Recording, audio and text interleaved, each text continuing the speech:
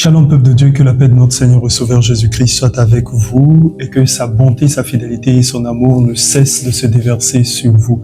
Alors par ce temps de courte séquence de vidéos, j'aimerais partager avec toi quelques petites annonces quand même assez fondamentales, mais je vais soutenir mes propos par les Saintes Écritures. Premièrement, dans le livre de Luc, chapitre 18, au verset 1er. Je lis au nom de Jésus. Oui. Jésus leur adressa une parabole. Oui. Pour montrer qu'il faut toujours prier. Amen. C'est bon. La Bible déclare que Jésus leur donna une parabole pour leur montrer qu'il faut toujours prier. Et dans également 1 Thessaloniciens chapitre 5, le verset 17, il est écrit « Prier sans cesse ». Mais j'irai encore plus loin parce qu'il s'agit là de la question du jeûne et de la prière. Dans Luc chapitre 5, tu vas me le lire, Luc chapitre 5 à partir du verset 35, s'il te plaît. Luc 5, verset 35. Oui. Je lis au nom de Jésus. Les jours viendront où l'époux leur sera enlevé. Alors ils jeûneront en ce jour-là. Amen. C'est bon. Les jours viendront où l'époux leur sera enlevé, alors ils jeûneront en ce jour-là.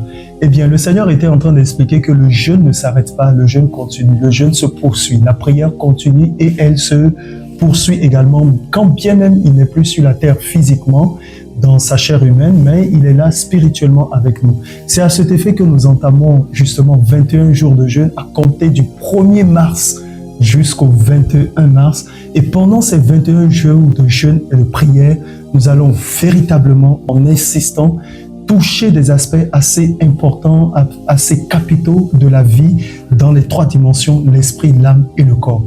Eh bien, par le passé, nous avions l'habitude chaque année de faire, à compter de 2023, à partir du 20 de chaque mois, le 20, 21, 22, 23 pour 2023, 20, 21, 22, 23, 24 pour 2024, 20, 21, 22, 23, 24 et 25 pour 2025. Et dans chaque mois, nous avions ces moments de jeûne. Mais cette année, le Seigneur a voulu que nous le fassions autrement, en ce sens qu'il a voulu que nous le fassions de manière trimestrielle.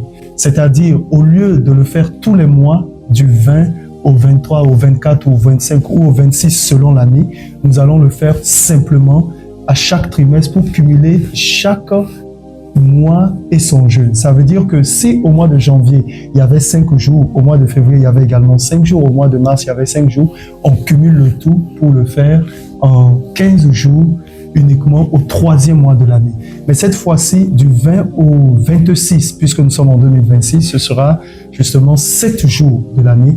Par voie de conséquence, on le fera au courant du mois de mars. Donc, 3 mois, 7 jours, ce qui font exactement 21 jours. Du coup, on se retrouve du 1er au 21 mars par la grâce du Seigneur Jésus-Christ pour des moments forts de prière, de jeûne, de consécration qui seront basés sur 4 piliers fondamentaux, l'amour, la foi, la sanctification, exactement la puissance, et un dernier justement pour asseoir tout cela qui sera le règne. Donc je prie au nom de Jésus-Christ que ces moments tu le prennes véritablement à cœur et que cela produise les résultats que Dieu veut pour toi, pour ta famille, dans ta vie, dans ta nation, et que bien sûr, étant donné que tu es la lumière du monde et le sel de la terre, que tu brilles au nom de Jésus-Christ. Que cela soit ton partage, c'est le message que je voulais te donner. Nous ferons un petit temps de prière pour te permettre d'anticiper sur le mois dans le nom de Jésus-Christ de Nazareth. Amen. Amen. Et Amen. Alors, bien-aimé dans le Seigneur, je te présente donc le programme de temps de jeûne et de prière, comme je l'avais dit précédemment, du 1er au 21 mars. Alors, chaque jour, par la grâce de Dieu, nous aurons un thème, c'est-à-dire un thème qui sera en même temps un sujet de prière. Et avec ce thème ou ce sujet de prière, je développerai fermement un enseignement ou une exhortation suivi d'un temps de prière et qui sera achevé par des temps de déclaration prophétique en ta faveur. Ceci étant, dans les Saintes Écritures, pour soutenir mes propos, nous allons dans le livre de Galates. Galates au chapitre 5, à partir du verset 1er. C'est pour la liberté que Christ nous a affranchis. C'est pour la liberté que Christ nous a affranchis. Demeurez donc fermes. Demeurez donc fermes. Et ne vous laissez pas mettre de nouveau sous le joug de la servitude. Et ne vous laissez pas mettre de nouveau sous le joug de la servitude. Et au verset 16, il est dit, marchez donc selon l'esprit et vous n'accomplirez point les désirs de la chair. Et bien, ces moments de jeûne vont crucifier fortement la chair. Ça va crucifier la chair.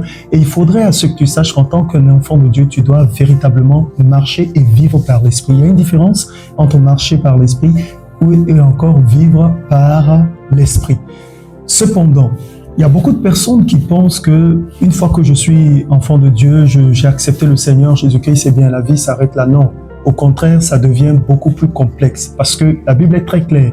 La beauté est vaine et la grâce est trompeuse. En d'autres termes, lorsque la chair n'est pas crucifiée, pour que la vie de l'esprit prenne l'ascendance, il y a un problème dans la vie de victoire, de domination, de conquête territoriale et de règne. En d'autres termes, de la manifestation de la puissance de la grâce de Dieu dans la vie du croyant.